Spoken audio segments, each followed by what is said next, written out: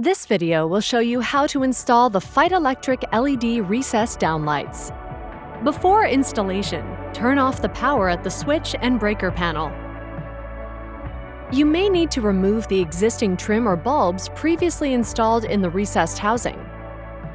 On select downlight models, you can set the desired color temperature pre-install on the fixture, or at any time after with the flip of a switch. Refer to your user manual for more detail. If your can has an existing orange terminal, plug it to the Downlight orange connector. If your can does not have an existing orange terminal, you can connect using the medium base adapter. Screw in the medium base adapter into the socket of the recessed can. Connect the terminal from the downlight to the terminal from the base adapter. When the terminals are connected, squeeze the clips and gently push the downlight up into place until trim is flush with the ceiling.